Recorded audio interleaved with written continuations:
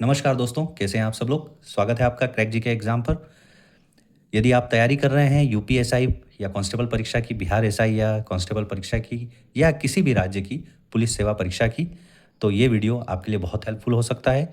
हम आपको हिंदी के कंटिन्यू नोट्स प्रोवाइड कर रहे हैं, हिंदी की तैयारी करवाते जा रहे हैं, क्योंकि मैं भी आप लोगों के साथ कदम से कदम मिलाकर चल रहा हूँ, क्योंकि इस बार कंधे पे डबल स्टार लगाना है। यदि सब इंस्पेक्टर बनना है तो मेहनत बहुत अच्छी करनी पड़ेगी। यदि आप नहीं कर रहे हो तो आपका कॉम्पिटिटर, आपके साथ के बच्चे कर रहे हैं, और ये मौका बिल्कुल भी आपको गंवाना नहीं चाहिए। तो हिंदी साहित्य की तैयारी करना है तो हमारे वीडियो सेक्शन में प्लेलिस्ट में जाके आप देख सकते हैं और अपनी हिंदी की तैयारी कर सकते हैं। इन्हीं नोट्स के माध्यम से मैंने यूपीएसआई 2021 में 300 प्लस स्कोर किया था। हिंदी में मेरे 40 में से 40 क्वेश्चन सही थे। तो आइए तो स्टार्ट करते हैं आज का वीडियो। आज का वीडियो है उपवाक्य और पदबंध से। तो उपवाक्य, इससे पहले आपको मैं थोड़ा जानकारी दे दूं। हिंदी के सारे नोट्स आपका इतिहास से लेकर युग और कवि, साहित्यकार, संज्ञा, सर्वनाम, वाक्य, ये सब हमने प्लेलिस्ट में आपको प्रोवाइड कर दिया। आप देख सकते हैं जाकर। तो इससे पहले वाले वीडियोज़ में हमने वाक्य पढ़े थे रचना के आधार पर, अर्थ के आधार पर। आज हम लोग पढ़ेंगे उपवाक्य और पदबंध। तो आइए पहले उपवाक्य समझते हैं। क्या है उपवाक्य? यदि किसी एक वाक्य में एक से अधिक समापिकाएं क्रिया होती, मतलब जहाँ क्रियाओं का अंत हो, समापिका क्रिया होती है, तो वह वाक्य उपवाक्यों में बढ़ जाता है। और उसमें जितनी भी समापिका क्रिया होती है उतने ही उपवाक्य होते हैं। इन वाक्यों में से जो वाक्य का केंद्र होता है उसे हम लोग प्रधान उपवाक्य कहते हैं, और शेष उस पर आश्रित उपवाक्य हो जाते हैं। तो आश्रित उपवाक्य कितने प्रकार के होते हैं, ये मैंने मेंशन किया है, 3 प्रकार के। तो प्रश्न यदि आता है आश्रित उपवाक्य कितने प्रकार के होते हैं, तो 3 प्रकार के। आइए पहला समझते हैं, संज्ञा उपवाक्य। जो आश्रित उपवाक्य प्रधान उपवाक्य की क्रिया के कर्ता, कर्म अथवा क्रिया पूरक के रूप में प्रयुक्त है, उन्हें संज्ञा उपवाक्य कहते हैं। हो सकता है आपको परिभाषा न याद हो, तो आप उसको पहचानना सीखें। पहचानना बहुत इंपॉर्टेंट है। किस तरीके से हम पहचान पाएंगे कि कौन सा संज्ञा उपवाक्य है, कौन सा विशेषण उपवाक्य है, या कौन सा क्रिया विशेषण उपवाक्य है। तो ये हमारे नोट्स में आपको बहुत आसानी से मिलेगा कि पहचान क्या है। तो संज्ञा उपवाक्य का प्रारंभ ही की से होता है। जैसे उदाहरण से समझिए, मैं जानता हूं कि वह बहुत ईमानदार है। तो जहां की आ जाए तो वहां समझ जाइए कि संज्ञा उपवाक्य है। रश्मि ने कहा कि उसका भाई पटना गया है। तो की मतलब संज्ञा उपवाक्य। अब विशेषण उपवाक्य पाइए। जब कोई आश्रित उपवाक्य प्रधान उपवाक्य की संज्ञा पद की विशेषता बताता है, जैसा आप लोग जानते हैं संज्ञा की विशेषता बताने वाला विशेषण कहलाता है, उसी तरीके से जो संज्ञा पद की विशेषता बताए वो विशेषण उपवाक्य हो जाएगा। अब इसकी पहचान क्या है? इसका प्रारंभ जो, जिसे, जिसको या जिस ने आदि से हो तो वो विशेषण उपवाक्य। जैसे मैंने एक व्यक्ति को देखा जो बहुत मोटा था। वे फल कहाँ हैं जिनको आप लाए थे? तो इस तरीके से जो या जिनको, जिसने, ये आ गया तो विशेषण उपवाक्य। इसको पहचानना सीखिए, क्योंकि प्रश्न पहचानने में ज़्यादा आता है। वाक्य में गलतियां निकाल दे देंगे और वो पूछेंगे कि बताइए ये क्या होगा। तो ये आप पहचान लेंगे तो आपसे गलतियां कम होगी। क्रिया विशेषण, जो आश्रित उपवाक्य प्रधान उपवाक्य की क्रिया की विशेषता बताए उन्हें क्रिया विशेषण उपवाक्य कहते हैं। इसका पहचान क्या है? इसका प्रारंभ क्योंकि, जितना, जैसा, जब, जहां, जिधर, अगर, यदि, यद्यपि से होता है तो क्रिया विशेषण। ये वर्ड आप याद कर लीजिए। क्योंकि, जितना, जैसा, जब, जहां, जिधर, यद्यपि से होता है तो क्रिया विशेषण। यदि, यदि मैंने परिश्रम किया तो अवश्य सफल होता। यद्यपि वह गरीब है तथापि ईमानदार है। तो यहाँ पर जब ये वर्ड यहाँ से स्टार्ट हो तो क्रिया विशेषण है। तो इस तरीके से आप पहचान सकते हैं संज्ञा उपवाक्य क्या है, विशेषण उपवाक्य क्या है, क्रिया विशेषण उपवाक्य क्या है। अब आइए हम लोग समझते हैं उपवाक्य और पदबंध। उपवाक्य को इंग्लिश में क्लोज कहते हैं, पदबंध को पैरास कहते हैं। ठीक है। तो उपवाक्य से छोटी इकाई क्या होती है?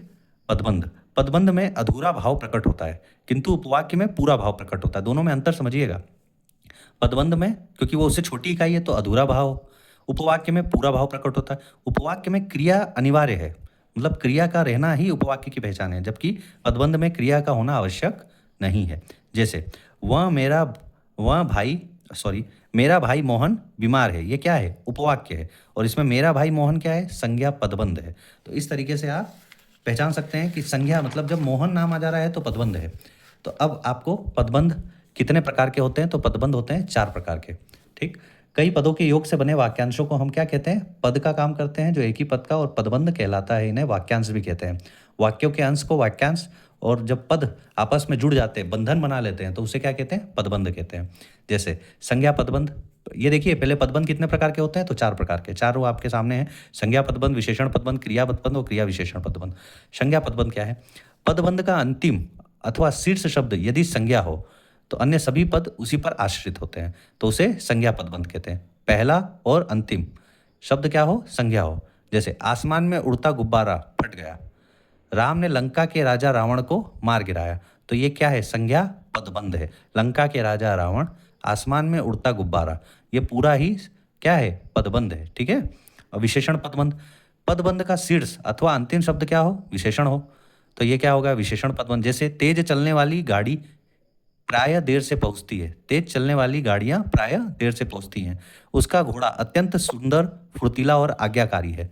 तो इस तरीके से आप लोग पहचान सकते हैं विशेषण पदबंध को। क्रिया पदबंध क्या है? क्रिया पदबंध में मुख्य क्रिया पहले आती है, उसके बाद में अन्य क्रियाएं मिलकर समग्र इकाई बनाती है, मतलब पूरे वाक्य का निर्माण करती है। जैसे वह बाजार की ओर आया होगा, तो आया होगा यहाँ पर आना। जैसे हम लोगों ने आपको क्रिया जब पढ़ाया था तो धातु से क्रिया बनती है, तो कैसे आप समझते हैं? धातु में ना लगा देंगे तो वो क्रिया बन जाएगी। आ से आ में ना जोड़ देंगे तो आना हो जाएगा, और आया होगा यहाँ पर क्रिया को दिखा रहा है। वह बाजार की ओर आया होगा, तो आया होगा क्रिया पदबंध है। अब दरवाजा खोला जा सकता है, तो यहाँ पर क्रिया पदबंध क्या है? खोला जा सकता है। मुझे मोहन छत से दिखाई दे रहा है, तो दिखाई दे रहा है, ये क्रिया पदबंध है। तो मुझे जहाँ तक लग रहा है आप लोगों को समझ में आ रहा होगा। और विश्वास मानिए, इस नोट्स को पढ़ने के बाद में यदि आप प्रैक्टिस सेट लगा रहे हैं तो आपके क्वेश्चन बन रहे होंगे, और आपके जरूर नंबर, मतलब गलतियां कम हो रही होंगी और नंबर बढ़ रहे होंगे। तो लास्ट देखिए, क्रिया विशेषण पदबंध। यह पदबंध मूलतः क्रिया या विशेष क्रिया का विशेष रूप से होने के कारण प्राय क्रिया से पहले आता है, जिसमें क्रिया विशेषण प्राय शीर्ष स्थान पर होता है और बाकी सब उस पर क्या होते हैं? आश्रित होते हैं। तो मैंने उसकी आधी रात तक प्रतीक्षा की, तो आधी रात तक इसमें ज़्यादा विशेषता बता रहा है, जरूरी नहीं है कि रात भर, मतलब आधी रात तक प्रतीक्षा की है। उसने सांप को पीट पीट कर मारा, मार दिया ये नहीं है, विशेषता उसकी क्या है? कि पीट पीट कर मारा गया, तो ये क्रिया विशेषण पदबंध है। तो इस तरीके से आप वाक्य और पदबंध में अंतर भी देख सकते हैं, और उसमें किस तरीके से जुड़ाव है इसको भी आप पहचान सकते हैं। और सबसे मेन है इसकी पहचान करना और उसके उदाहरण को समझना। उदाहरण से आपके क्वेश्चन बनने की संभावनाएं ज़्यादा हो जाती हैं। बाकी आप लोग तैयारी करते रहिए, नोट्स का फ़ायदा लीजिए, और नोट्स को पाने के लिए आप टेलीग्राम से जुड़ जाइए। टेलीग्राम का लिंक इसी डिस्क्रिप्शन में होगा, इसी वीडियो के डिस्क्रिप्शन में। तब तक के लिए तैयारी करते रहिए, और हिंदी के अन्य वीडियो के लिए भी आप हमको फॉलो कर सकते हैं, और कंटिन्यू नोट्स हमारे प्लेलिस्ट में हैं, वीडियो के माध्यम से आप देख सकते हैं। और वीडियो देखने के बाद ही आप नोट्स उसको देखिए, तो आपको समझ में ज़्यादा आएगा, ऐसा मेरा निवेदन है। और यदि वीडियो आपको अच्छा लग रहा है तो ज़रूर शेयर करें, चैनल को सब्सक्राइब करें, लाइक करें, और कमेंट जरूर करके बताएं कि क्या और इसमें हम कुछ आप लोगों के लिए फ़ायदेमंद ला सकते हैं। आने वाले वीडियोज़ में हम लोग पॉलिटी भी कवर करेंगे, अभी हिंदी के कुछ और टॉपिक्स बाकी हैं। तब तक के लिए जुड़े रहें। नमस्कार, जय हिंद।